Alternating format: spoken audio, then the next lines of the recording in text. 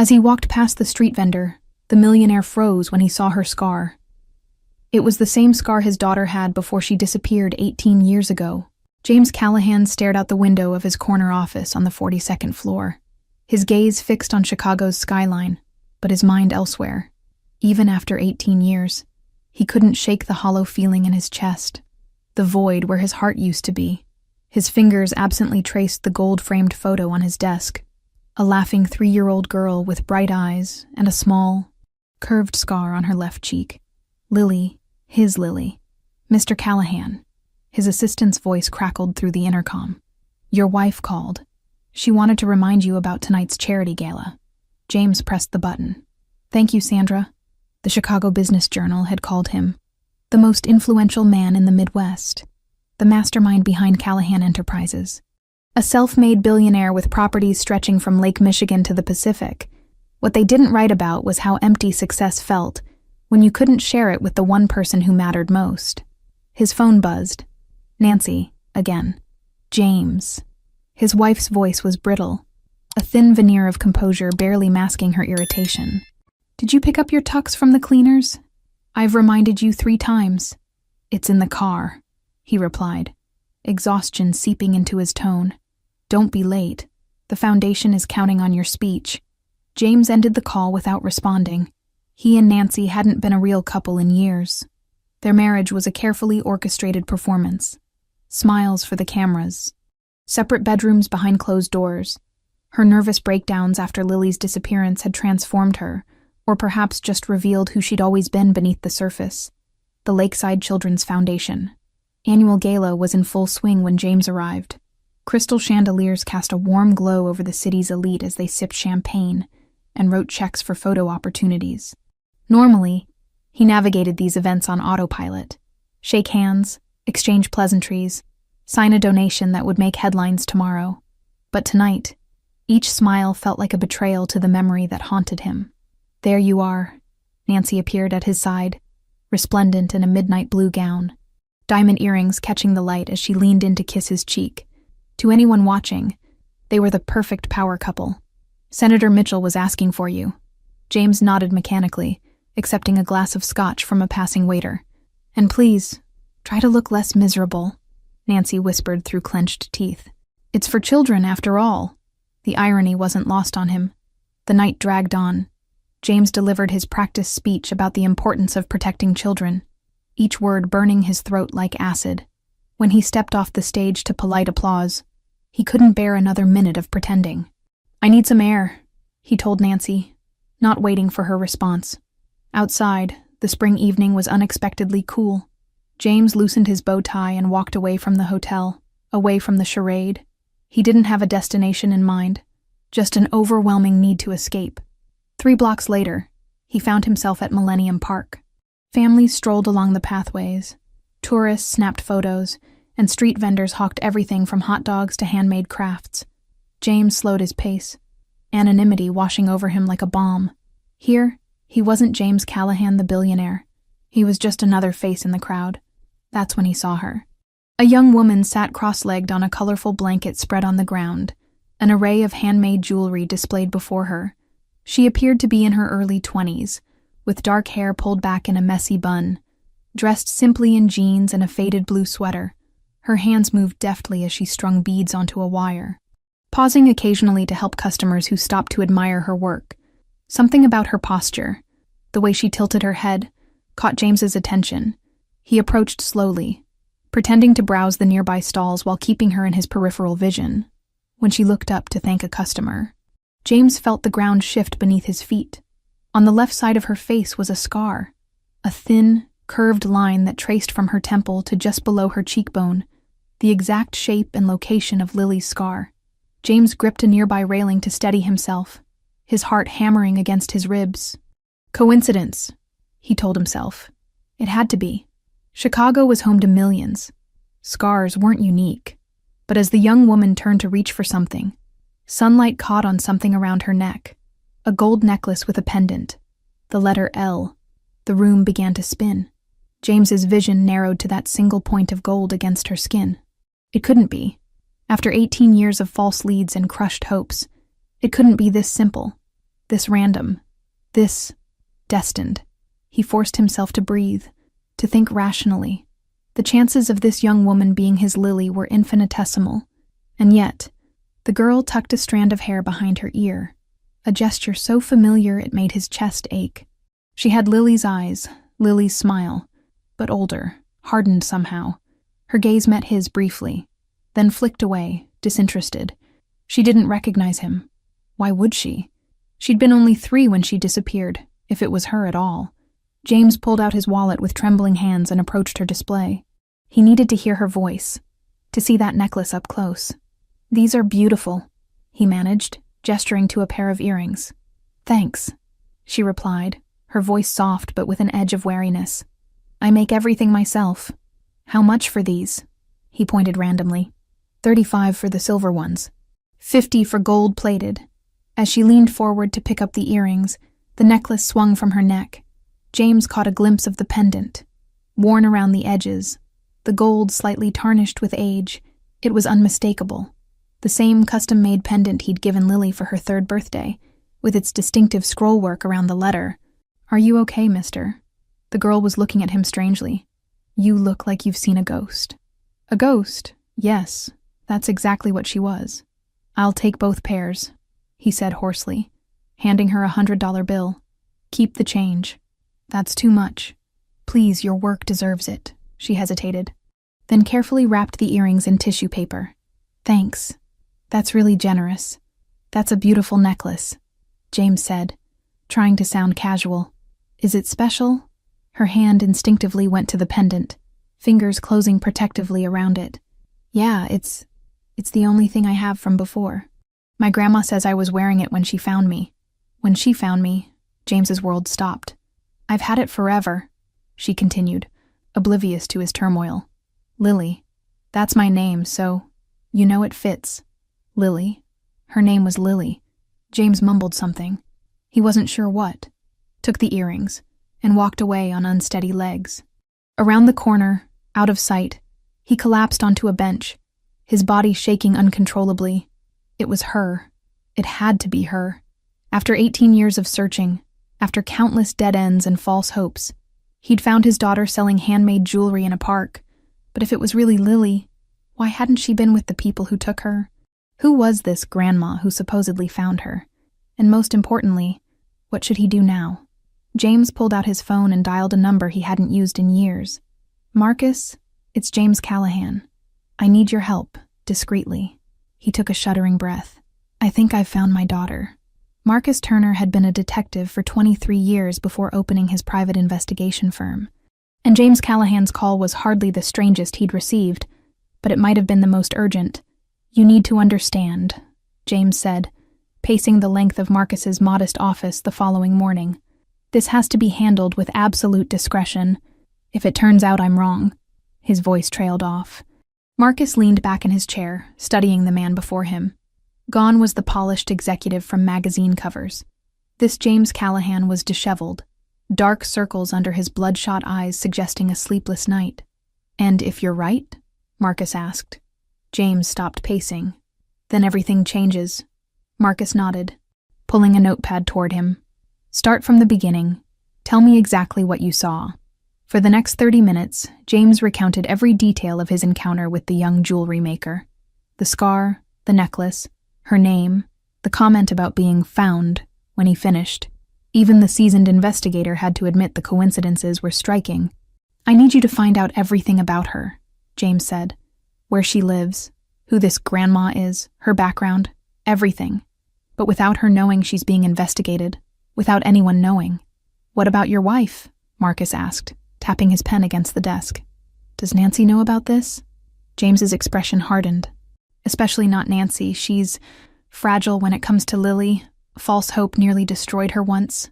It wasn't the whole truth, but it would do for now. I'll need something concrete to start with," Marcus said. "An address, a last name." James pulled out his phone, showing Marcus a photo he'd surreptitiously taken of the young woman in the park. "This is all I have." Marcus studied the image. "It's not much, but I've worked with less. I'll start immediately." "Money is no object," James said, already pulling out his checkbook. "Whatever resources you need." Marcus held up a hand. Let's see what I find first. 3 days later, Marcus called with an update. Her name is Lily Larson. She's 21 years old, lives in a small apartment in Pilsen with an elderly woman named Margaret Lorraine, presumably the grandmother she mentioned. She sells her jewelry at various locations around the city, mostly parks and the occasional craft fair. James clutched the phone tighter. And before, any record of where she came from. That's where it gets interesting. Marcus replied. Miss Lorraine has been her legal guardian since she was 4 years old. The paperwork says Lily was found wandering alone, apparently lost, with no memory of who she was or how she got there. The authorities investigated but couldn't find her family. Eventually, Mrs. Lorraine was granted custody. She was found, James repeated, his heart racing. Just like she said. What about school records? Medical history? Working on it, but there's something else you should know. Marcus paused. I ran a facial recognition comparison between your daughter's last photo and this Lily Larson. The software gives it an 89% probability they're the same person, accounting for age progression. James sank into a chair, overwhelmed. It's her. It has to be her. There's one more thing, Marcus added. Margaret Lorraine. I ran her name through some databases. 18 years ago, she worked as a housekeeper for a wealthy family in Chicago. Which family? James asked, though he already knew the answer. Yours, Mr. Callahan. She was employed at your residence for 5 years and was terminated shortly after your daughter's disappearance. The room seemed to tilt. That can't be coincidence. I wouldn't think so, Marcus agreed. She left your employment on October 7th. The same week your daughter went missing, by November. She had custody of a child matching your daughter's description. James struggled to process this revelation. Had Margaret Lorraine, a woman who had worked in his home, who had been trusted with his family, taken Lily? But why? And why hadn't she hidden herself better afterward? I need to see her, James decided. Both of them. With all due respect, Mr. Callahan, that might not be wise just yet. We need more information before confronting them. I'm not talking about confrontation. I just need to... James exhaled shakily. I need to see her again, to be sure. The next day, James found himself back at Millennium Park, scanning the pathways for the colorful blanket and its owner, when he spotted her in the same location as before. Relief washed over him. Part of him had feared she'd disappear again before he could understand what had happened. Today, Lily wore a green cardigan, her hair loose around her shoulders. She smiled at passers-by, occasionally engaging with someone who stopped to admire her work. James watched from a distance, drinking in every detail, the way she tucked her hair behind her ear, how she bit her lip when concentrating, small gestures that echoed across 18 years of emptiness. Taking a deep breath, he approached her display. Hello again, he said, forcing casualness into his voice. Lily looked up, recognition flickering in her eyes. Oh, hi, the earring guy. James, he offered, though the name felt strange in this context, as if he should be introducing himself differently to his own daughter. Did your wife like them? Lily asked, rearranging some bracelets on her display. I'm sorry. The earrings? You bought 2 pairs? I figured one was for your wife. Oh yes, she loved them. The lie came easily. Your work is very impressive. She smiled, a real smile that transformed her face. Thanks. Been doing it since I was a kid. My grandma taught me. Your grandmother sounds like a remarkable woman. She is. Lily's expression softened. She raised me on her own. Hasn't been easy for her. James nodded, his throat tight. I'm actually looking for something specific today. A necklace. Like the one you're wearing. Her hand went to the gold letter at her throat. That protective gesture again. Oh, I don't make these. This is personal, one of a kind. May I see it? James asked, his voice barely steady. It reminds me of something. Hesitantly, Lily leaned forward, allowing him to look, but not touch, the pendant. Up close, there was no doubt, the scrollwork L with its distinctive flourish at the bottom, the tiny diamond chip embedded in the upper curve. James had commissioned it specially for Lily's 3rd birthday. Working with the jeweler on every detail, he remembered placing it around her tiny neck. Her delight as she'd touched the shiny pendant. Are you okay? Lily asked, pulling back. You look pale. Fine, James managed. It's just, may I ask where you got it? Lily's demeanor shifted, wariness clouding her features. Like I said last time, I've always had it. My grandma says I was wearing it when she took me in. She straightened, packing up some items. I should probably get going. It looks like rain. James glanced at the clear blue sky, then back at Lily's suddenly closed expression. He'd pushed too hard, too fast. Of course, I'm sorry if I made you uncomfortable. He pulled out a business card, plain, with only his name and number. If you ever want to sell your work in stores, I have some connections, no pressure. Lily took the card reflexively, glancing at it before tucking it into her pocket.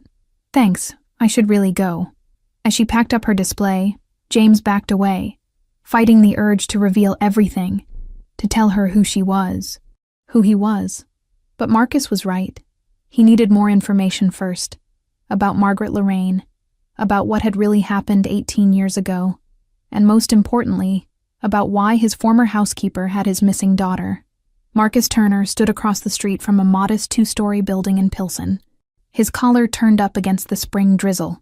The neighborhood was a mix of old and new Chicago, weathered brick facades alongside freshly painted storefronts, evidence of the slow gentrification creeping through the area. According to his notes, apartment 2B belonged to Margaret Lorraine and her granddaughter, Lily. He'd been watching the building for 3 hours. At 7:15 a.m., Lily had left, carrying a canvas bag presumably filled with her jewelry. She'd caught a bus heading downtown. At 9:30, an elderly woman, Margaret he presumed, had emerged briefly to collect mail before returning inside. Marcus checked his watch. James Callahan would be expecting an update soon. The preliminary background check on Margaret Lorraine had yielded interesting results, but there were still significant gaps in the story. His phone vibrated. Speaking of James, I've got something you need to see, Marcus said without preamble. Can you meet me at my office in an hour?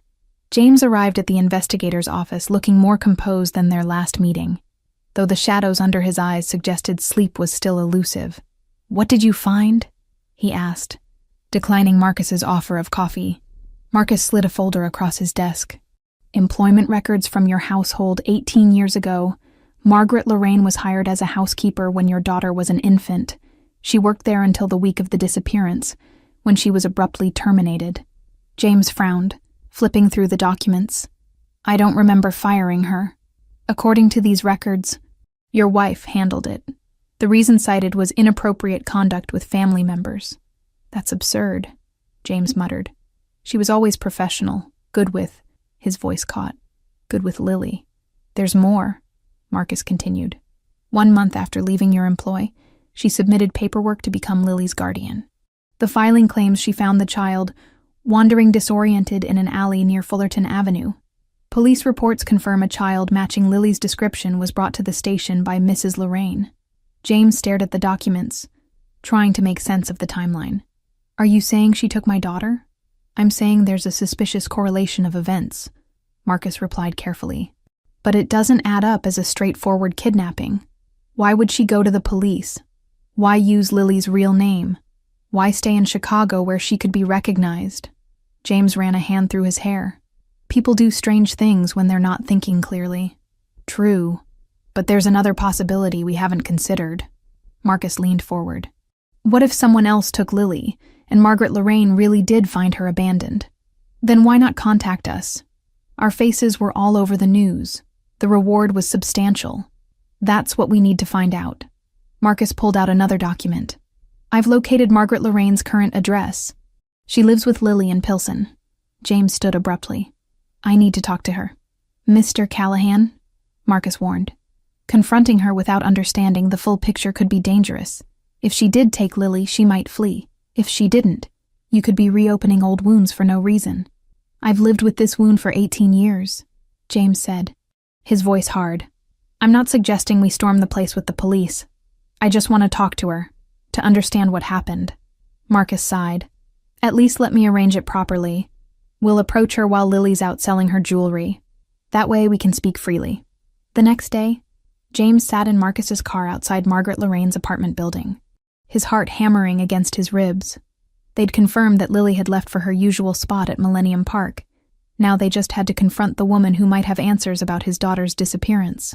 "Remember," Marcus cautioned as they approached the building, "let me do the initial talking.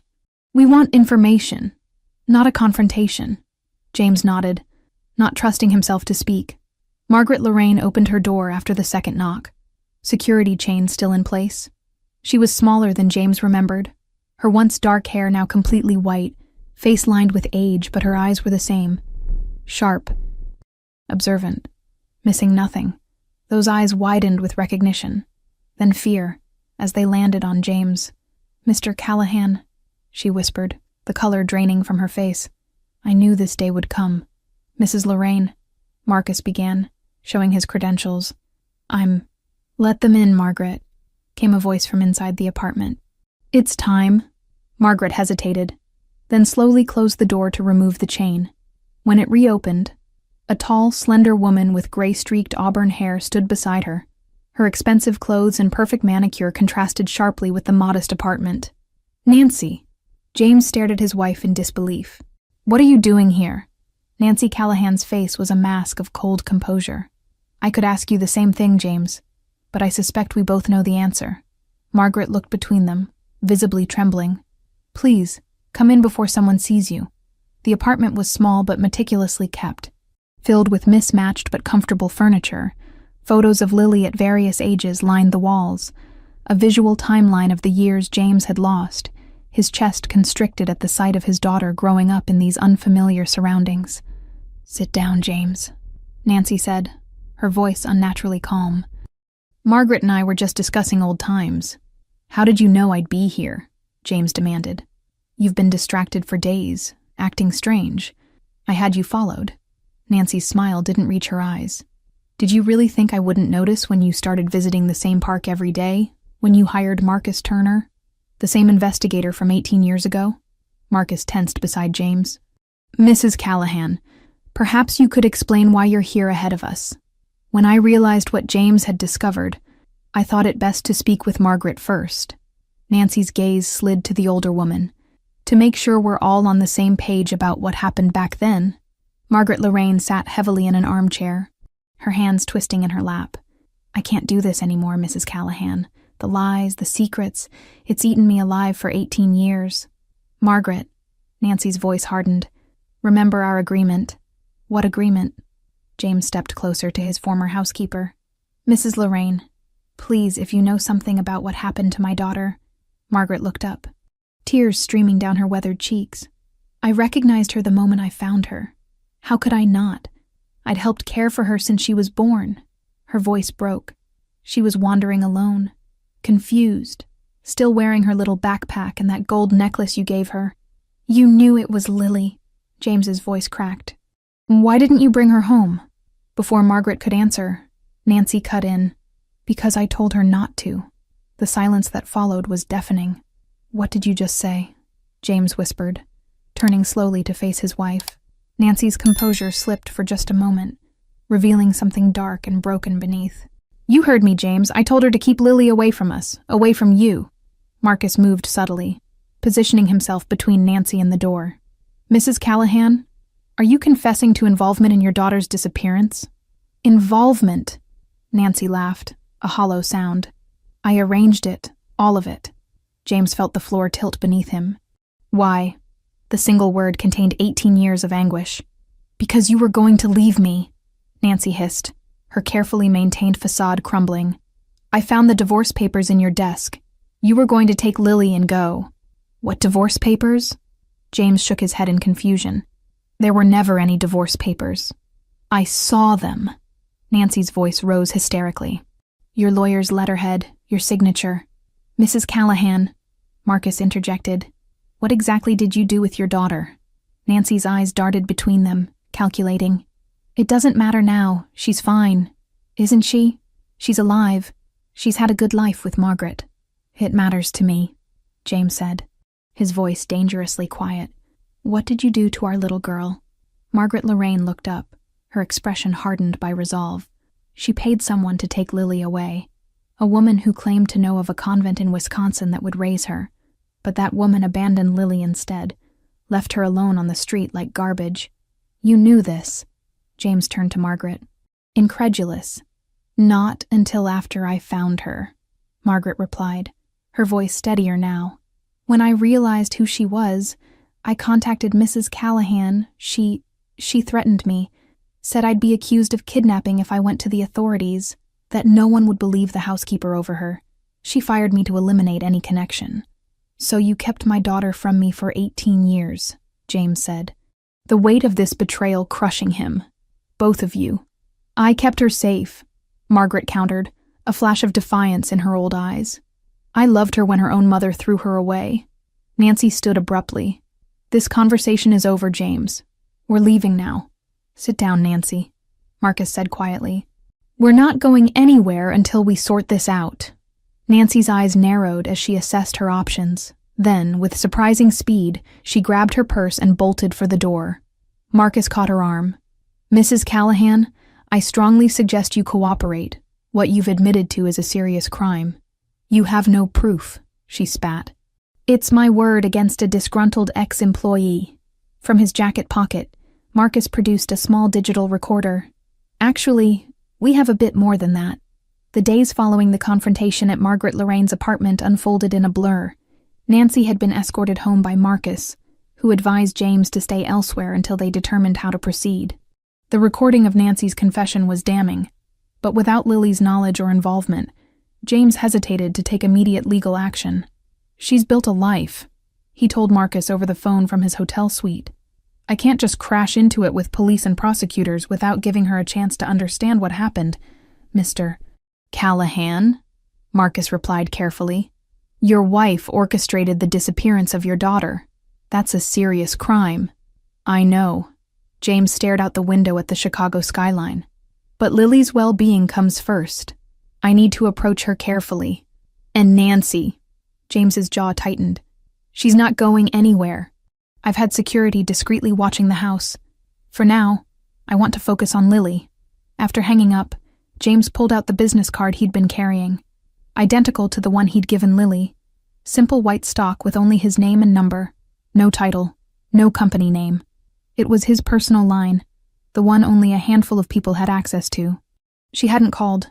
He hadn't really expected her to. But he couldn't wait anymore, knowing what he knew now. Every minute spent apart from his daughter felt like theft. Millennium Park buzzed with activity, tourists posing for photos at Cloud Gate while locals rushed by with practiced indifference. James spotted Lily's colorful display in its usual spot. She looked tired today, dark circles under her eyes as she arranged a tray of bracelets. He approached slowly, rehearsing what to say. How do you tell someone you're their long-lost father, that their whole life has been built on a lie? James. Right. Lily looked up, recognition flickering across her features. Back for more earrings. Actually, I was wondering if you'd have time for coffee. He gestured to a nearby cafe. I'd like to talk to you about something. Wariness immediately shadowed her expression. I don't really know you. I understand, James said quickly. It's about your jewelry, a potential business opportunity. The lie tasted bitter, but he couldn't risk scaring her off. Lily hesitated, then glanced at her display. I can't leave my stuff. Would it help if I bought it all? The offer slipped out before he could consider how it might sound. Her eyebrows shot up. What? I mean, James fumbled, realizing how strange the proposal was. I know people who might be interested in your work, boutiques, galleries, but I'd need to show them samples. Lily studied him, suspicion and curiosity warring in her expression. That's a lot of money for someone you just met twice. Consider it an investment. He tried for a casual smile, though his heart was racing. I have a good eye for talent. After a long moment, Lily nodded. Let me pack everything up. You can buy me coffee and explain exactly what you have in mind. 20 minutes later, they sat across from each other at a small table in the back of a cafe. Lily's jewelry was carefully packed in her canvas bag beside her. She wrapped her hands around a steaming mug of chai tea, still watching James with cautious interest. So, Mr. Mystery Investor, what's your angle? She asked. You don't strike me as a jewelry guy. I invest in people, not products, James replied, surprising himself with the truth of the statement. Tell me about yourself. How long have you been making jewelry? Since I was a kid, my grandma taught me. Lily took a sip of her tea. It helped with the nightmares. James's pulse quickened. Nightmares? Yeah, I used to have them all the time. She shrugged, as if brushing off the memory. Dreams about being lost. People chasing me. The usual kid stuff, I guess. Grandma said making things with my hands would give my mind something else to focus on. Your grandmother sounds wise, James said softly. She is. Raised me on her own after my parents died. Lily's gaze met his. Challenging. That's what she told me anyway. I figured out pretty young that couldn't be the whole story. What do you mean? Lily fingered the gold necklace at her throat. If they died, why would I have been wandering alone? Where were the authorities? Why weren't their relatives looking for me? She shook her head. The math never added up, but Grandma wouldn't talk about it, and eventually I stopped asking. James's throat tightened. Do you remember anything from before? Flashes, nothing concrete. Lily's expression turned guarded. Why all the questions? I thought this was about my jewelry. It is, James backpedaled. I'm just interested in the artist's story. It adds value to the work. Lily leaned back, studying him. You're not just some random businessman, are you? You recognized my necklace the first time we met? I saw your face? James hesitated, caught in the directness of her gaze. Nancy's eyes, he realized with a jolt, but with none of his wife's coldness. You're right, he admitted finally. I'm not just interested in your jewelry. Lily tensed, her hand sliding toward her bag. Look, if this is getting weird... No, please. James held up his hands. It's not what you think, He stopped, suddenly uncertain. Was this the right moment? The right place? I knew someone once who had a necklace just like yours. It brought back memories. Some of the tension left her shoulders, replaced by curiosity. Really? Who? My daughter, James said quietly. She disappeared a long time ago. Understanding dawned in Lily's eyes, followed by sympathy. I'm so sorry. That must have been horrible. It was. It is. James swallowed hard. We never stopped looking for her. Lily nodded slowly, her fingers once again finding the pendant at her throat. Is that why you've been hanging around? My necklace reminded you of her? Partly, James admitted. There's a strong resemblance. That's a little creepy, honestly. I know. I'm sorry. James ran a hand through his hair. I didn't mean to make you uncomfortable. They sat in awkward silence for a moment. James struggled for the right words, the perfect way to transition from this half-truth to the whole story without overwhelming her. Before he could speak, Lily surprised him. I've always wondered if someone was looking for me, she said softly. When I was younger, I used to make up stories about who my real parents might be. Movie stars, royalty, spies. She smiled wryly. Kid stuff. As I got older, I figured if no one had found me by then, either no one was looking or they didn't want to find me. Maybe they couldn't find you, James suggested, his voice barely steady. Maybe someone made sure of that. Lily's eyes narrowed slightly. What's that supposed to mean? James took a deep breath. Lily, I'd like to help you expand your jewelry business. Genuinely, but there's something else I'd like to offer if you're interested. He reached into his jacket pocket, pulling out a business card, this one with his full name and title. He placed it on the table between them. A chance to find out who you really are. Lily picked up the card, her expression changing as she read the name. Callahan. Wait. James Callahan. The James Callahan. She stared at him. The billionaire. That's not the important part, James said quietly. Then what is? Lily asked, confusion evident in her voice. Before James could answer, Lily's phone rang. She glanced at it, then back at James with an apologetic expression. I need to take this. It's my grandma. As she stepped away to answer, James watched her, the way she gestured while she spoke, the slight frown of concentration that formed between her brows.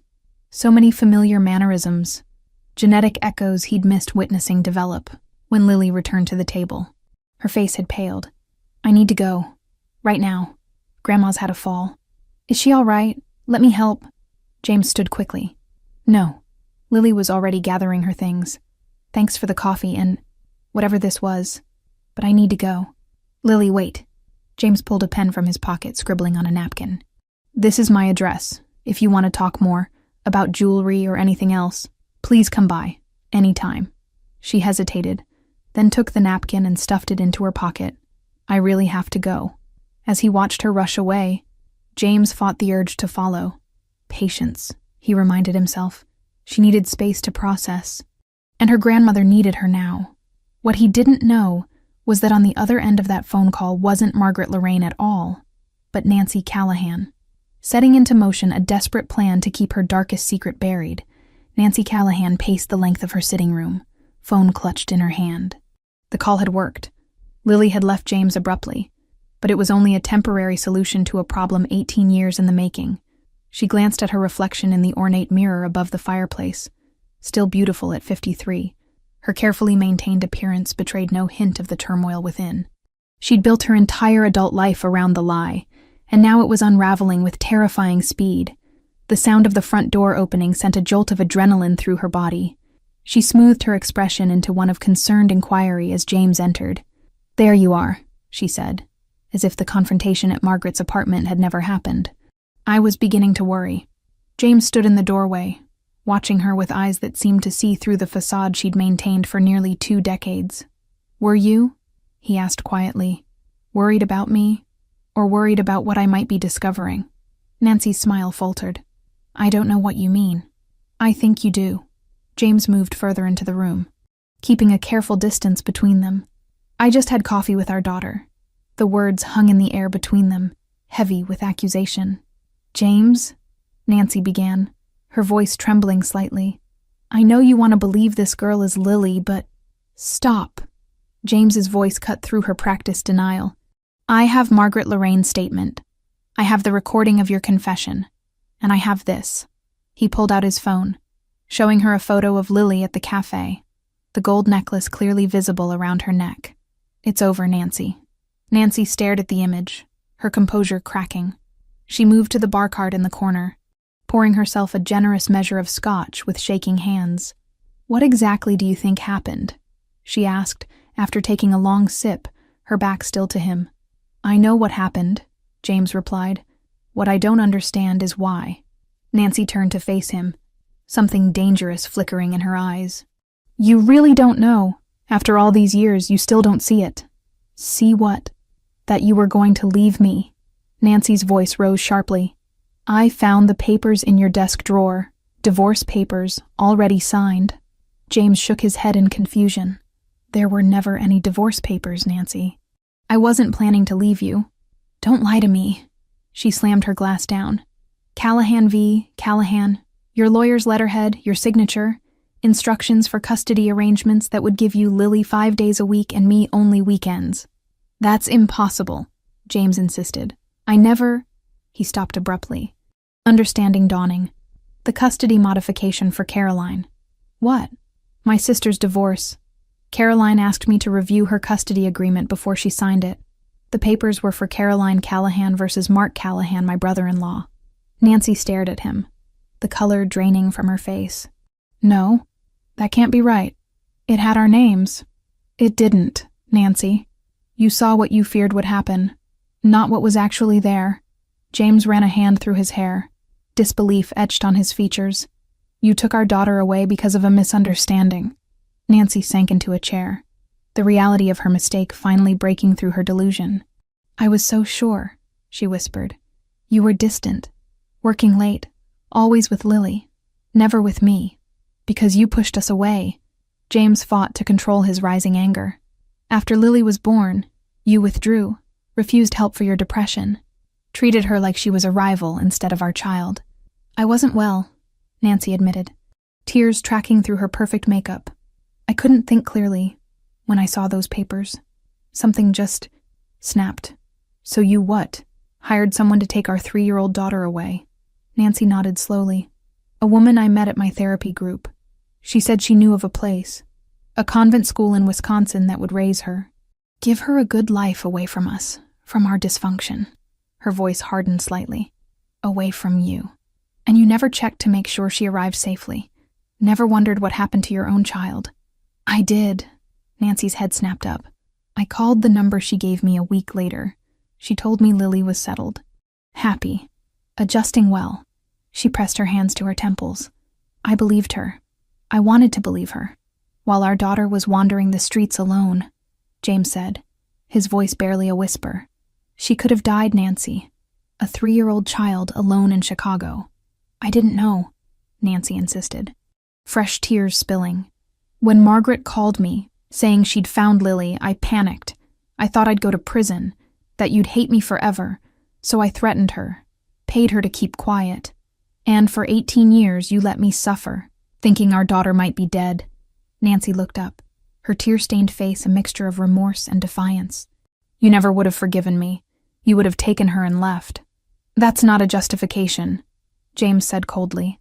That's just another crime. The sound of the doorbell interrupted the tense silence that followed. James turned to answer it, returning moments later with Marcus Turner. Mrs. Callahan, Marcus said, his professional tone at odds with the charged atmosphere in the room. I've been in contact with the district attorney's office. They'd like to speak with you regarding the events surrounding your daughter's disappearance. Nancy paled further. You're having me arrested. That will be up to the day, Marcus replied. But I'd suggest cooperation might improve your situation. James, Nancy turned to her husband, desperation in her eyes. Please, don't do this. For a moment, James looked at the woman he'd spent half his life with, the beauty he'd fallen in love with in college, the mother of his child, the architect of his greatest pain. Where once he might have seen his future, he now saw only a stranger. I'm not doing anything, Nancy. You did this 18 years ago, and every day since that you chose to maintain the lie. Nancy's expression hardened, calculation replacing vulnerability. If you pursue this, it will destroy everything. The media will tear our lives apart. Is that what you want for Lily? To have her tragic story splashed across every tabloid in the country? Don't you dare use her welfare as a shield now, James said, his voice dangerously quiet. Not after what you did. I'm just being realistic. Nancy straightened, regaining some composure.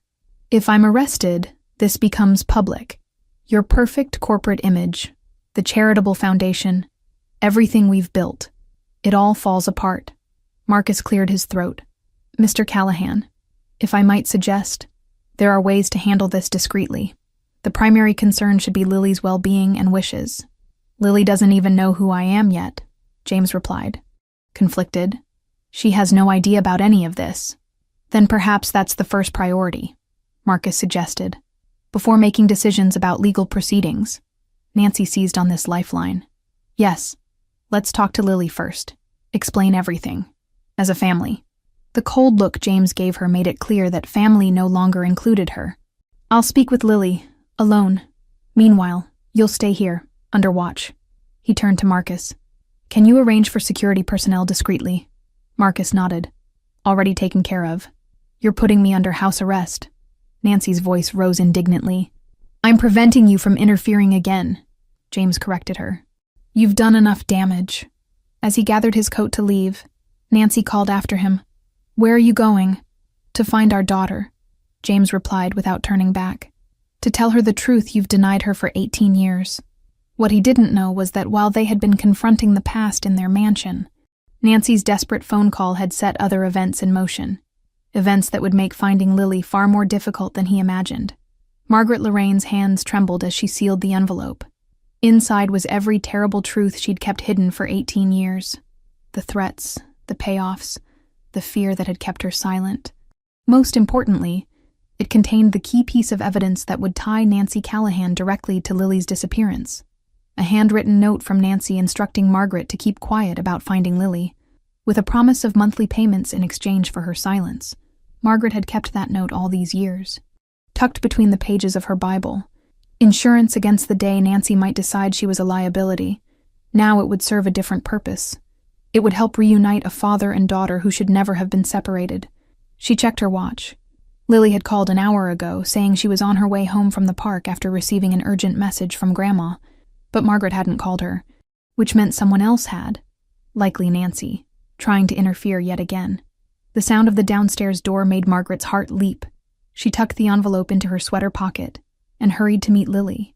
But it wasn't Lily who entered the apartment.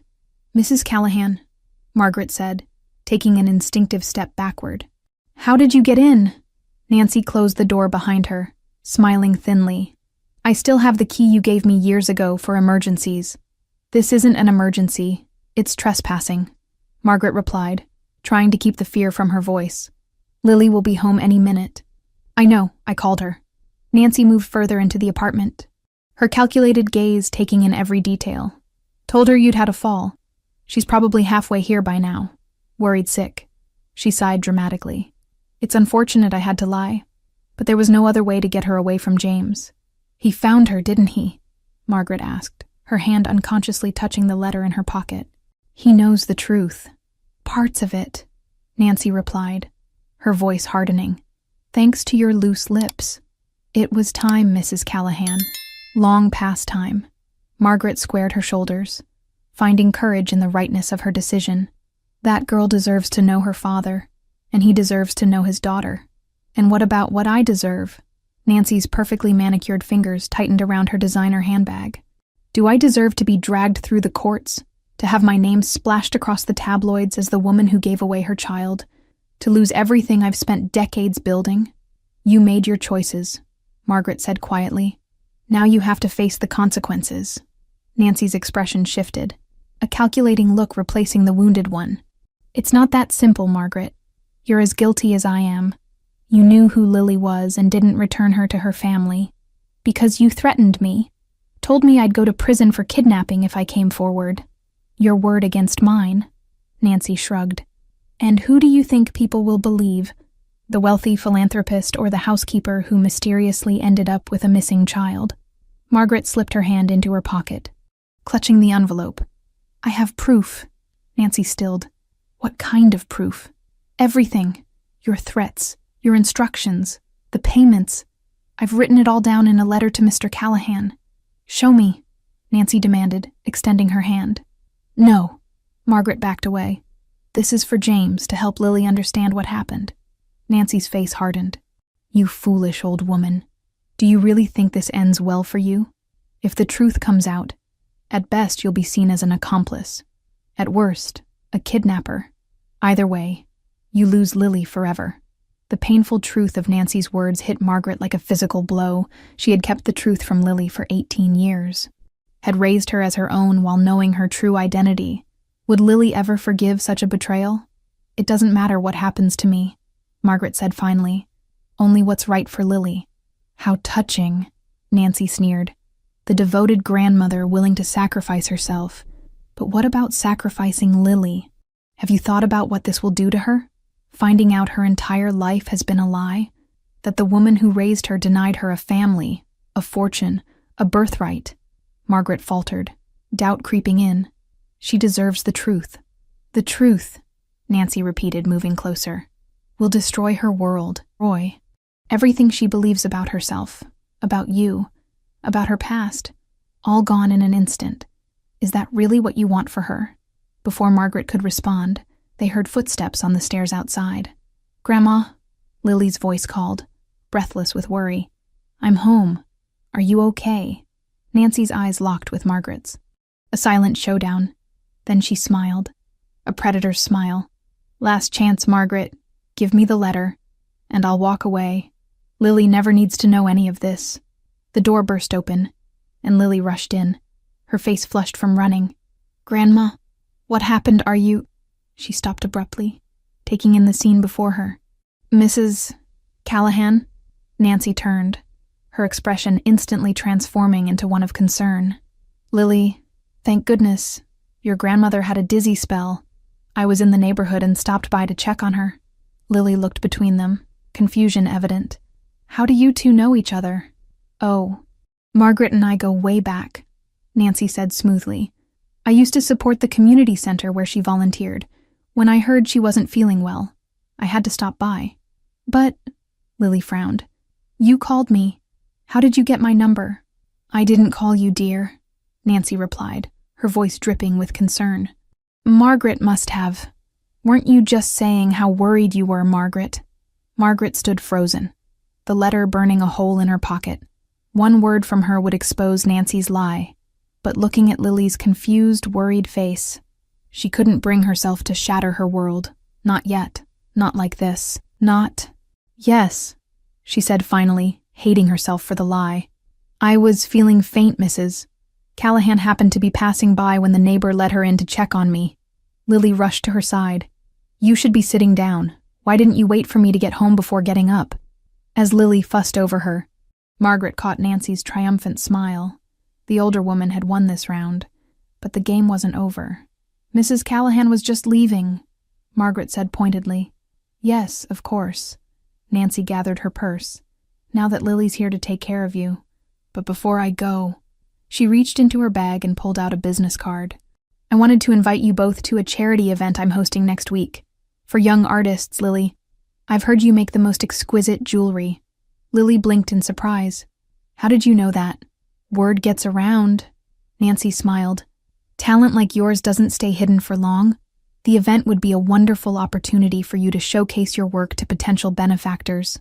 Margaret watched helplessly as Nancy played her part to perfection, weaving a web of lies and half-truths designed to keep Lily close, not out of love for her daughter, but fear for herself.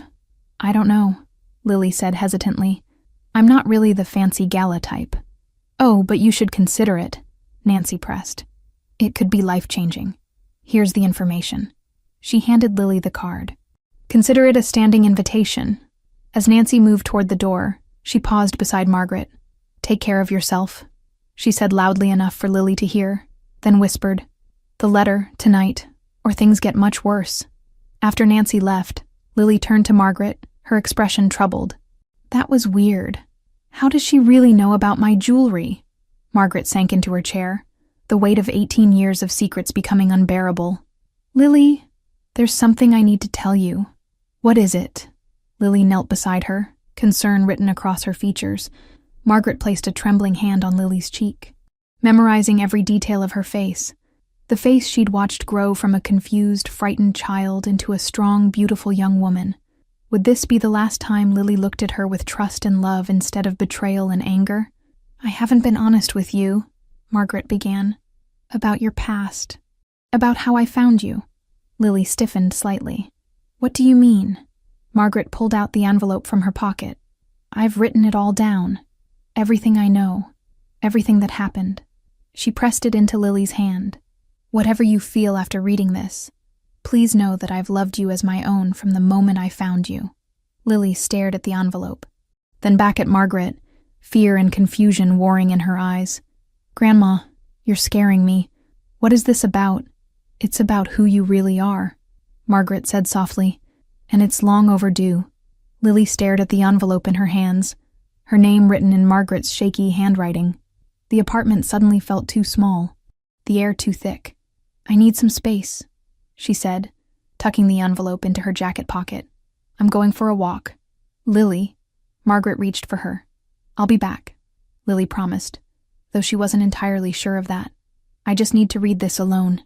Outside, the afternoon sun cast long shadows across the neighborhood. Lily walked without direction, her feet carrying her to a small park a few blocks away. She found an empty bench beneath an old oak tree and sat, turning the envelope over in her hands. Whatever was inside would change everything. She knew that with absolute certainty. Taking a deep breath, she tore open the envelope and unfolded several pages of Margaret's careful script. "My dearest Lily, by the time you read this, you may already know parts of the truth. If not, I pray you'll find it in your heart to forgive an old woman who made terrible mistakes for what she believed were the right reasons. You were not abandoned by parents who died. You were taken from them, and I knew who you were the moment I found you." Lily's hands trembled as she read Margaret's confession, how she had recognized 3-year-old Lily wandering alone near Fullerton Avenue, disoriented and frightened, how she had immediately known this was the missing Callahan child whose face had been plastered across the city.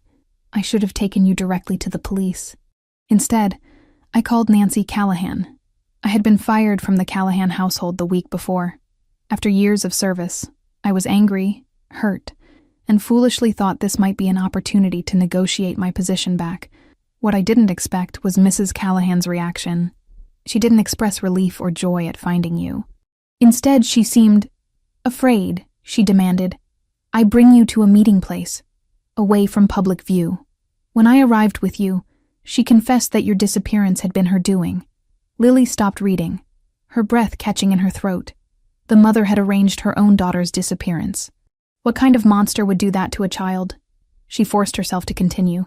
Nancy Callahan told me she had paid someone to take you away. A woman who claimed she would place you in a convent school in Wisconsin. But this woman had apparently abandoned you instead. Mrs. Callahan then threatened me. If I went to the police or told your father, she would claim I had been the one who took you, that I had kidnapped you for ransom. She had already laid the groundwork by firing me days before your disappearance. I was terrified, Lily. I had no resources to fight such accusations. Who would believe the immigrant housekeeper over the wealthy socialite? So I agreed to her terrible bargain. Monthly payments to keep you and keep quiet. Tears blurred Lily's vision as she read about the years that followed. How Margaret had grown to love her, not as part of a bargain but genuinely, as her own granddaughter. How she had struggled with guilt and fear, wanting to tell the truth but terrified of losing Lily to the system if she came forward. Your father, James Callahan, never stopped looking for you. Not for a single day in 18 years. The investigator who found us recently. He's been working for your father all this time. Lily's hand went to the gold necklace at her throat. The pendant she'd always cherished suddenly felt different against her skin. Not a mysterious family heirloom, but a direct connection to a father she couldn't remember. The man who's been coming to see you at the park is James Callahan, your father.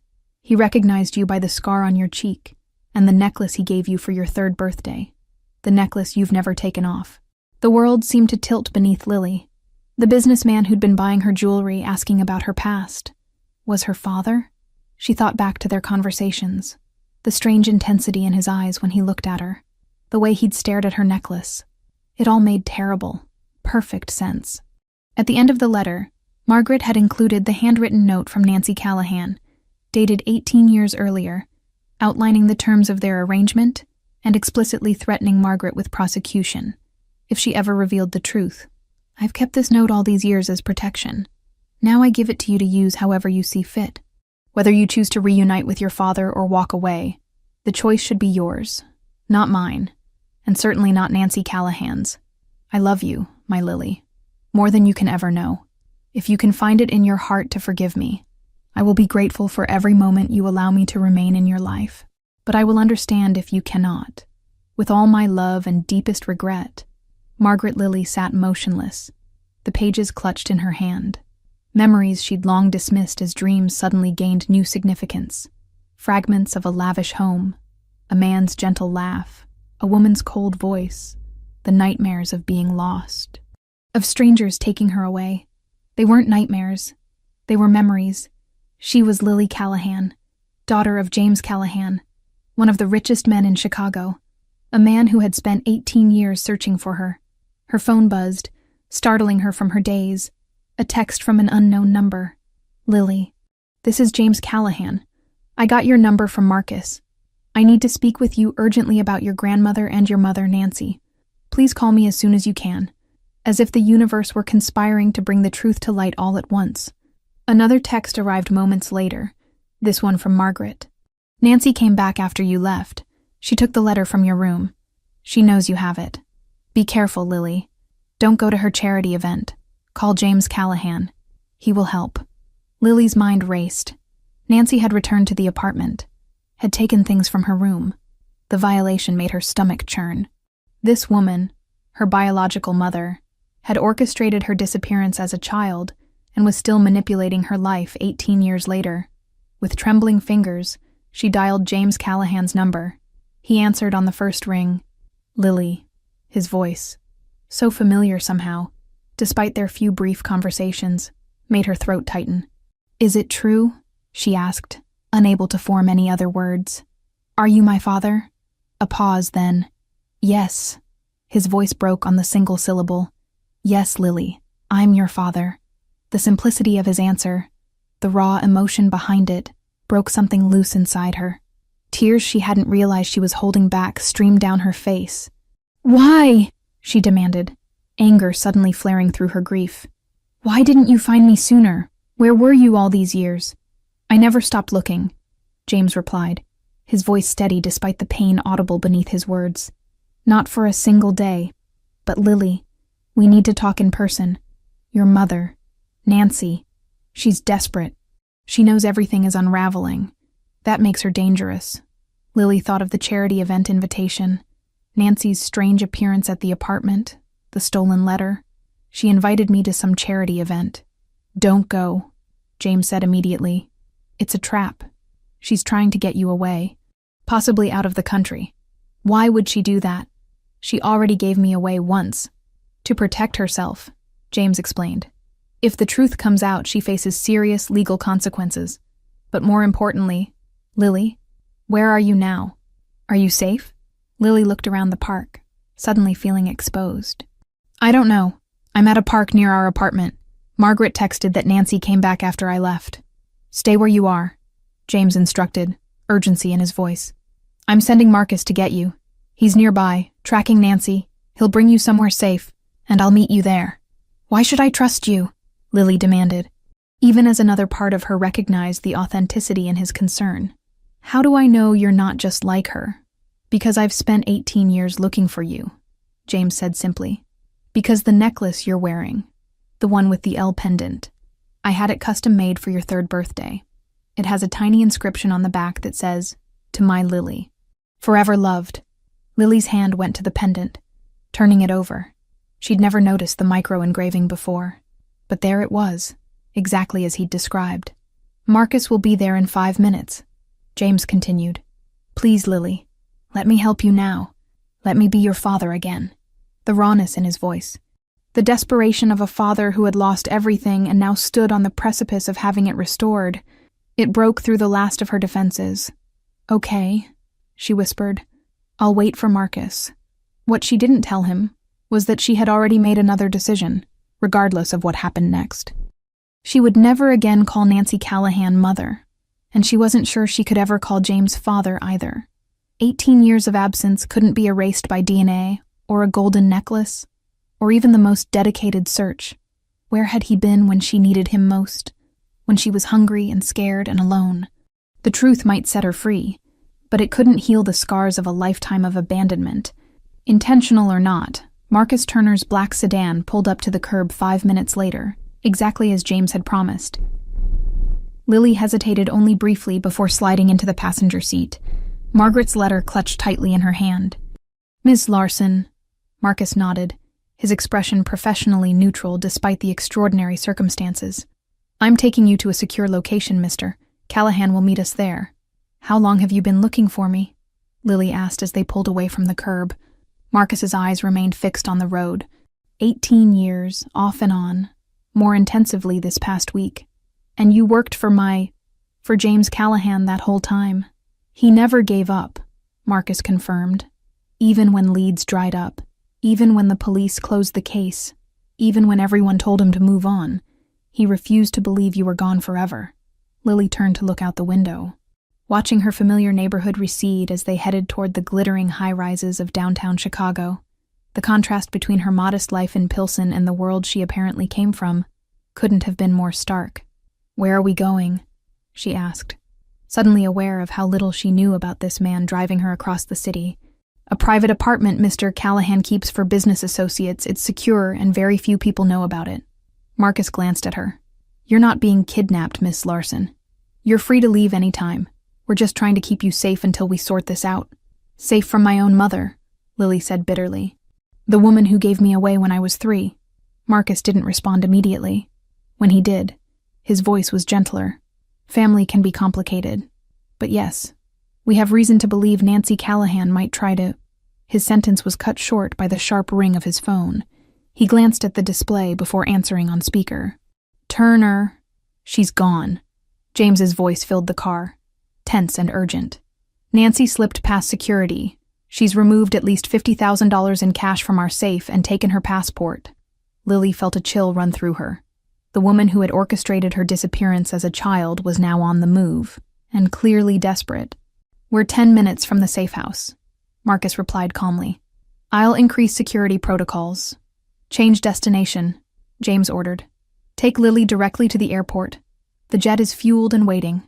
I'll meet you there. The airport, Lily interjected.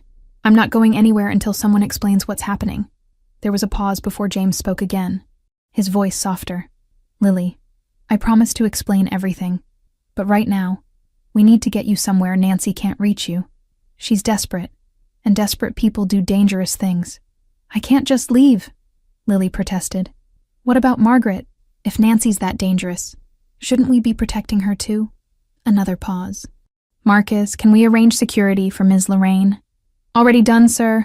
I sent 2 of my best people to her apartment after receiving your text. This was moving too fast. An hour ago, Lily had been a normal young woman selling handmade jewelry in the park. Now she was being rushed to a private jet to escape a mother she hadn't known existed that morning. Stop the car, she demanded. I'm not going anywhere until I talk to Margaret. Marcus hesitated, then pulled over. Sir, Ms. Larson wants to speak with Ms. Lorraine first.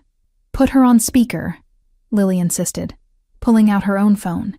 She dialed Margaret's number, hearing it ring through both devices. No answer. A knot of fear tightened in Lily's stomach. Margaret always answered her calls. Always. She tried again. Still no answer.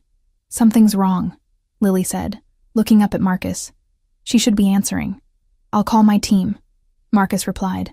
Already dialing after a brief conversation, he turned to Lily, his expression grim. They've been trying to make contact at the apartment. No response at the door or by phone. They were about to breach when I called. Do it, James's voice commanded through the speaker. Now. The next 5 minutes were the longest of Lily's life, waiting in the stationary car while Marcus communicated with his security team. Each second that passed without news of Margaret increased her dread. Finally, Marcus's phone rang. Turner, he answered sharply. After listening for several moments, his face darkened. Understood. Secure the scene and wait for police. We're proceeding to the alternate location. He ended the call and turned to Lily, choosing his words carefully. Ms. Lorraine isn't at the apartment. There are signs of a struggle. Overturned furniture, broken glass, and a note addressed to you. What did it say? Lily demanded, her heart pounding. If you want to see your grandmother alive again, come alone to the address below. Tell no one or she dies. Marcus paused. It's signed by Nancy Callahan. Lily's world narrowed to a pinpoint of rage and fear. She took Margaret. That's insane. She's an old woman.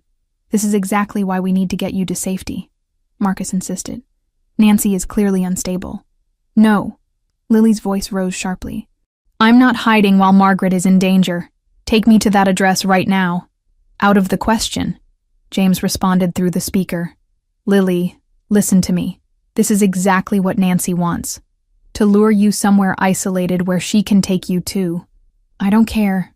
Lily was already reaching for the door handle. Margaret raised me, protected me. I'm not abandoning her. Lily, please. James's voice grew desperate. I just found you. I can't lose you again. You didn't find me, Lily snapped. I was never lost. I was living 3 miles away from you for 18 years while you lived in your mansion and ran your empire. Margaret is the one who was there for me.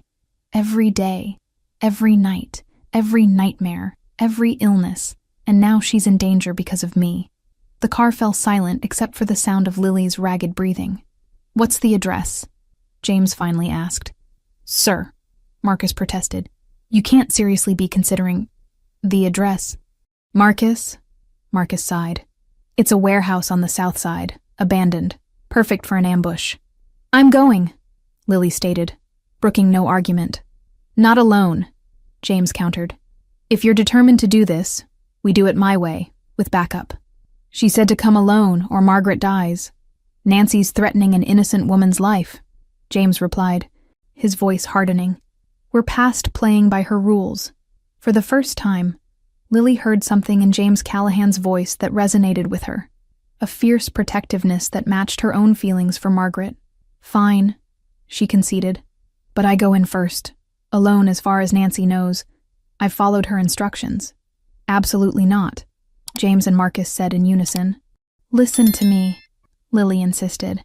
I know Nancy doesn't plan to hurt me. She would have done that years ago if that was her goal. She wants to take me away somewhere, probably out of the country. But once she realizes I'm not alone, Margaret becomes expendable. I need to get her away from Nancy first. It's too dangerous, James argued. I've spent my entire life trusting my instincts, Lily replied firmly. They've kept me alive on the streets when I was selling jewelry in neighborhoods you wouldn't drive through. Trust me on this." Another long pause. "We'll have officers surrounding the building," James finally said. "Thermal imaging to know exactly where they are inside. And you'll wear a wire." "No wire," Lily countered. "Nancy would check, but I'll keep my phone on in my pocket, connected to a call. You can listen, but don't move in until I've gotten Margaret clear." Marcus shook his head. "This is insane." "It's our best option," Lily insisted. "Maybe our only option if we want to get Margaret out alive." 20 minutes, James said. "That's how long it will take to position our people, Marcus. Take her to the staging area near the warehouse. I'll meet you there with the tactical team." As Marcus put the car in drive and pulled back into traffic, Lily stared down at the gold necklace she'd worn her entire life for the first time. It felt like a shackle rather than a comfort, a physical manifestation of the chains that tied her to a past she never knew, and a family she never asked for. Whatever happened at that warehouse would change everything. Again. But this time, she was making the choice. This time, she wasn't a helpless 3-year-old at the mercy of others' decisions. This time, she would save the only real family she'd ever known. The abandoned warehouse loomed against the darkening sky, its broken windows and graffiti-covered walls a stark contrast to the gleaming skyscrapers visible in the distance. This forgotten corner of Chicago's industrial district had been left to decay while the rest of the city thrived, much like the truth about Lily's past. James Callahan stood beside an unmarked police vehicle, his tailored suit replaced by a bulletproof vest, his usual confident demeanor now tense with worry. Beside him, Detective Rodriguez from Chicago PD's tactical unit reviewed the thermal imaging scans of the warehouse. 2 heat signatures on the 2nd floor, Rodriguez reported. One seated, presumably restrained, the other moving around, consistent with a hostage situation. James nodded grimly. "Any signs of additional perpetrators?" "Negative, but there are blind spots our equipment can't penetrate." Rodriguez glanced toward Lily, who stood several yards away speaking with Marcus. "Mr. Callahan, I must again advise against sending a civilian in alone. We have trained negotiators. She won't let anyone else near." James's voice was heavy with a father's fear. "And she's right. Nancy will harm Margaret if she suspects a trap." Rodriguez sighed. "We'll have snipers positioned at all elevated sightlines. The moment your daughter gives the signal, or we detect any threat, we move in." James watched as Lily approached, her face set with determination. For a brief, disorienting moment, he saw Nancy in her, the same stubborn resolve he'd once found attractive in his wife, before it had twisted into something darker. "They're ready," Lily announced, nodding toward the officers preparing their equipment.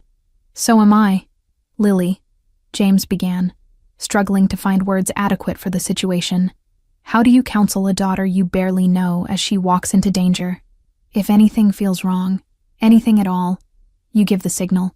"Please." Lily regarded him with eyes that held 18 years of absence. "I know what I'm doing."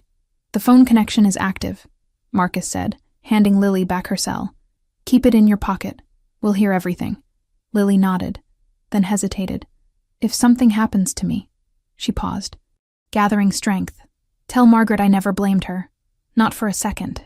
Before James could respond, she turned and walked toward the warehouse, her slender figure growing smaller against the looming structure. He'd found his daughter only to watch her walk straight into danger, a cruel echo of losing her all those years ago. Lily's heart pounded as she pushed open the rusted door. The warehouse interior was cavernous, dust motes dancing in the shafts of fading daylight that filtered through broken windows. The ground floor was littered with debris, remnants of whatever industry had once thrived here. "Hello," she called, her voice echoing. "I'm here like you asked." No response. Moving cautiously toward a metal staircase, Lily climbed to the 2nd floor. The space opened into what had once been offices, now stripped of everything valuable. Walls covered in graffiti. "Nancy," she called, using the woman's first name deliberately. This person wasn't her mother in any sense that mattered. "In here, Lily?" The voice came from behind a partially closed door, taking a deep breath. Lily pushed the door open. The room had once been an executive office, with large windows overlooking the warehouse floor. Margaret sat bound to a chair in the center, her face pale but eyes alert. Beside her stood Nancy Callahan, as elegant and composed as if attending a charity luncheon rather than holding an elderly woman hostage. "You came alone," Nancy observed, her gaze sweeping over Lily assessingly. "Good. Let her go," Lily demanded, stepping further into the room. "She has nothing to do with this." "On the contrary," Nancy replied coolly, "Margaret has everything to do with this. She's the reason everything is falling apart, her and that letter." She glanced at Margaret with thinly veiled contempt. "The loyal housekeeper who couldn't stay loyal to the end. The letter just confirmed what I already suspected," Lily said, moving slowly closer. "I've always known something wasn't right about my past." Nancy's perfectly manicured hand moved to reveal a small pistol. "That's close enough." Lily froze. "You don't need that. I'm here willingly. Forgive me if I don't take chances." Nancy gestured to a duffel bag on the floor. "There are clothes in there. Change quickly. We have a plane to catch." "A plane to where? Does it matter? Somewhere far from Chicago, from James, from all of this mess." Lily glanced at Margaret, whose eyes were wide with fear, but also something else, a silent message urging caution. "Why bother with this charade?" Lily asked, keeping Nancy's attention on her. "You gave me away once. Why drag me back now?" "I didn't give you away," Nancy snapped, a crack appearing in her composed veneer. "I was trying to protect our family. James was going to leave me, take you with him. I couldn't let that happen. So your solution was to have me taken from both of you." Lily couldn't keep the incredulity from her voice. "It wasn't supposed to happen that way." Nancy's hand tightened around the pistol. "You were supposed to be safe, cared for. That woman was paid well to take you to a good place. Instead, she abandoned a 3-year-old on the streets. A mistake I'm rectifying now." Nancy nudged the bag with her foot. "With change, we're leaving." Lily made no move toward the bag. "And what happens to Margaret?" "She'll be found eventually." Nancy's dismissive tone sent a chill through Lily. "Now change, or things get unpleasant." "Lily?" Margaret spoke for the first time, her voice weak but steady. "Don't worry about me. Just do what she says. Listen to your grandmother," Nancy said mockingly. "Such devoted care all these years. Tell me, Margaret, did you love my daughter more than I could have?" "Yes," Margaret replied simply. "Because I chose to." Nancy's face hardened. "Change now, or I demonstrate just how little Margaret's continued existence means to me." Lily reached slowly for the bag, using the movement to scan the room for options. The phone in her pocket was still connected, which meant James and the police could hear everything. But Nancy was too close to Margaret, the gun too steady in her hand. As she crouched beside the bag, Lily's eyes met Margaret's again. The older woman gave an almost imperceptible nod toward the windows behind Nancy. "I can't go with you," Lily said, rising slowly. "You know that?" "You don't have a choice," Nancy replied. "James has poisoned you against me already, hasn't he? Painted himself as the devoted father who searched tirelessly while I was the villain. James Callahan may be my biological father, but he's a stranger to me," Lily said honestly. "So are you. The only family I've ever known is sitting in that chair." Something flickered in Nancy's eyes, perhaps surprise at not hearing the defense of James she'd expected. Lily seized the moment of confusion. "Why are you really doing this? It can't just be to avoid legal consequences. You could flee alone. Disappear with your money and connections." Nancy's perfect mask slipped further. "And let him have you. Let him win, after everything I've endured." A bitter laugh escaped her. "You're my daughter, mine. If I can't have the life I built, neither can he." The realization hit Lily with cold clarity. Nancy didn't want her back out of maternal love or even guilt. She wanted to hurt James by taking away the daughter he'd just found. Again, "I'm not a possession," Lily said quietly. "Not yours, not his. I'm a person who's had 18 years of life you know nothing about. None of that matters now," Nancy dismissed, gesturing impatiently with the gun. "We're leaving, both of us." "No," Lily said firmly. "We're not." Before Nancy could respond, a flash of red light appeared on the wall beside her, a sniper's laser sight. Nancy's eyes widened as she noticed it, then darted to Lily's pocket where the outline of the phone was visible. "You little—" Nancy swung the gun toward Lily. Everything happened at once. Margaret lunged forward despite her restraints, knocking into Nancy's legs. The gun discharged, the bullet splintering wood somewhere above Lily's head. The windows behind Nancy shattered as tactical officers rappelled into the room. Lily dove for Margaret, shielding the older woman with her body as officers swarmed Nancy, disarming her and forcing her to the ground. "Are you hurt?" Lily demanded, frantically checking Margaret for injuries as someone cut her restraints.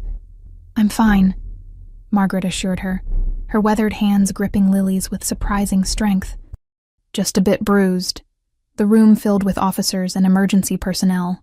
Through the chaos, Lily saw James rush in, his face a mask of fear and relief. Their eyes met briefly across the room, but Lily turned away, focusing instead on Margaret. "Let's get you checked out," she insisted, helping the older woman to her feet. As paramedics guided them toward the exit, Lily heard Nancy's voice rise hysterically behind them. "She's my daughter. You can't take her from me again, Lily." Lily. Outside, in the fresh air and gathering dusk, Lily held Margaret's hand as Emmis examined her. James stood at a respectful distance, his expression unreadable. "You should talk to him," Margaret said softly, nodding toward James. "Not now," Lily replied. "Maybe not ever. He loves you, Lily. He never stopped looking. Love isn't just searching, Grandma. It's being there, day after day, year after year." Lily's voice caught. "Like you were for me." Margaret's eyes filled with tears. "I don't regret a single day of raising you, but I do regret the lies, the years you could have had with your father." Lily looked over at James, who was speaking intently with Detective Rodriguez. He had risked everything to save her today, not just his wealth or his company, but himself. She couldn't deny that meant something, but it wasn't enough. Not yet. Perhaps not ever.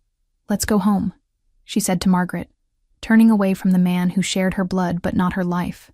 What she didn't see was the understanding in James's eyes as he watched her choose the woman who had raised her, or the small, sad smile of recognition that although he'd found his daughter, earning her trust would be an entirely different journey.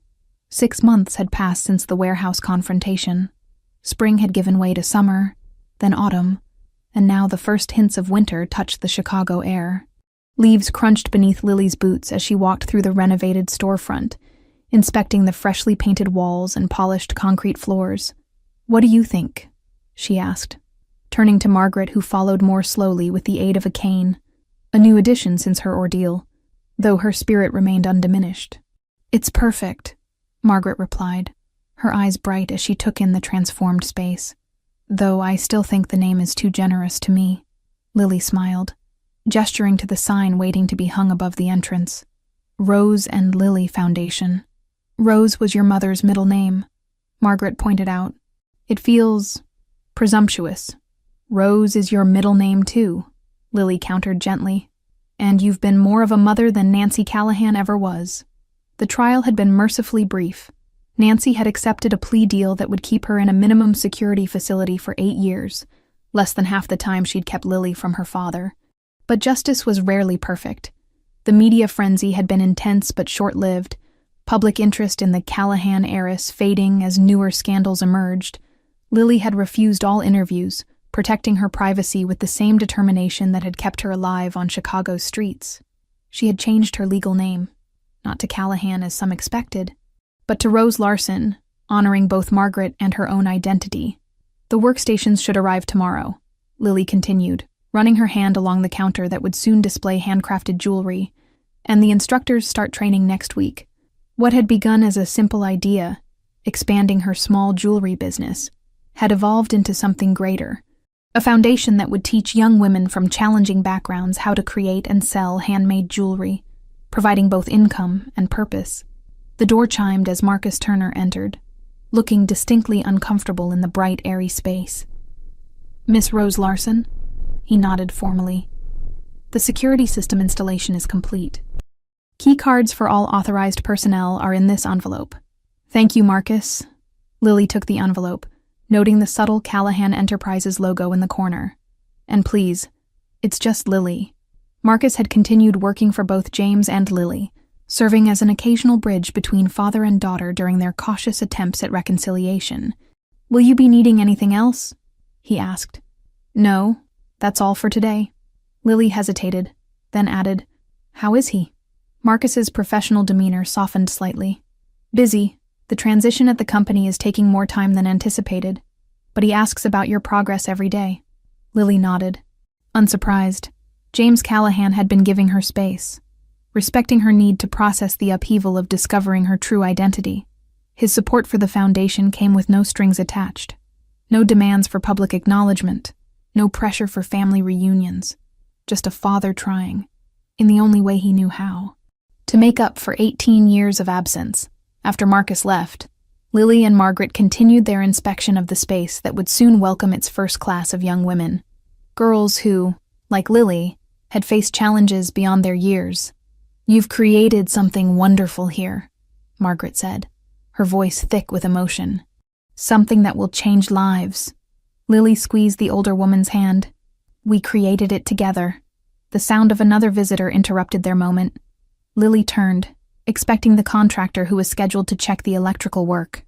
Instead, James Callahan stood in the doorway, looking uncharacteristically uncertain. "I'm sorry to intrude," he said quietly. "Marcus mentioned you'd be here today. I wanted to see how it was coming along." Lily felt the familiar tangle of emotions his presence always evoked. Gratitude for his support, resentment for the years lost, and beneath it all, a cautious curiosity about the man who shared her blood. "We're almost ready for the grand opening next week," she replied, her tone carefully neutral. James nodded, taking in the space with appreciative eyes. "It's impressive. You've accomplished so much in just a few months." "Lily has always been determined," Margaret interjected, her gaze moving meaningfully between father and daughter. "Once she sets her mind to something, there's no stopping her." An awkward silence followed, filled with all the words none of them quite knew how to say. "I should let you get back to work," James said finally, turning to leave. "Wait." Lily's voice surprised even herself. Would you like a tour? See what your investment has helped create?" Something like hope flickered across James's face. "I'd like that very much." For the next 30 minutes, Lily guided James through the foundation's headquarters, explaining her vision for each area: the jewelry-making studio where skills would be taught, the small retail space where artists could sell their creations, the classroom for business training, the counseling office where young women could receive support for trauma and life challenges. James listened attentively, asking thoughtful questions that revealed he'd been following her progress closely. When they reached the back office, Lily hesitated before opening the door. "This is still a work in progress," she warned, leading him inside. The walls were covered with photographs, not just of Lily and Margaret, but of young women from across Chicago, their faces reflecting the diversity and resilience of the city. In the center of the largest wall hung a simple gold letter L pendant, identical to the one Lily still wore around her neck. "Your necklace?" James asked, confusion evident in his voice. "A replica," Lily explained. "The original is too precious to display." Her hand went instinctively to her throat, touching the pendant that had been her only connection to him for 18 years. "This is our inspiration wall, reminders of where we came from and where we're going." James stood silently before the display, his eyes fixed on the golden pendant. When he finally spoke, his voice was thick with emotion. "When you were little, you used to hold that necklace while you fell asleep, said it kept the bad dreams away." He smiled sadly at the memory. "After you disappeared, I wore the matching one I'd had made for myself every day, hoping somehow it would lead me back to you." Lily hadn't known there was a matching pendant. The revelation stirred something deep within her, a connection to a past she couldn't remember, but that had shaped her nonetheless. "The foundation opens next week," she said after a long moment. "We're having a small ceremony, nothing fancy, just the staff and first group of participants." She took a deep breath. "I'd like you to be there if you want to." The invitation hung between them. Not quite forgiveness, not quite reconciliation, but a doorway left cautiously ajar. "I would be honored," James replied simply, as they walked back to the main entrance. Margaret discreetly made herself busy in another room, giving father and daughter a moment alone. "I don't know if I can ever call you Dad," Lily said honestly, facing him. "Those 18 years, they're still there. A gap I don't know how to bridge." James nodded, acceptance in his eyes. "I understand. I'm not asking for what we can't have, just for the chance to know who you are now. Outside, The afternoon sun broke through Chicago's clouds, casting long shadows across the sidewalk. As Lily watched James walk toward his waiting car, she felt something shifting inside her. Not the closing of an old wound, but perhaps the first tentative formation of a scar, stronger than the damaged skin it replaced. 1 week later, on a crisp November morning, the Rose and Lily Foundation opened its doors. A small crowd gathered for the ribbon cutting. The foundation's staff, the first class of young artists, a few community leaders, and, standing respectfully at the periphery, James Callahan. Lily stepped forward, deft, scissors in hand, the gold letter L catching the sunlight at her throat. "This foundation exists because of second chances," she began, her voice clear and strong. "Because we believe that everyone deserves the opportunity to transform pain into beauty, struggle into strength." Her eyes found James in the crowd, and for the first time, she acknowledged him publicly. "We believe in the power of presence, of showing up day after day for those who need us, and we believe in forgiveness, not as an eraser of the past, but as a doorway to the future." As she cut the ribbon, applause erupted from the small gathering. Lily turned to include Margaret in the moment, helping the older woman forward to share in the recognition. What no one in the crowd could see was James Callahan, standing at the back with tears in his eyes and a small matching gold pendant clutched in his palm. A father watching with pride as his daughter built something beautiful from the broken pieces of their shared past.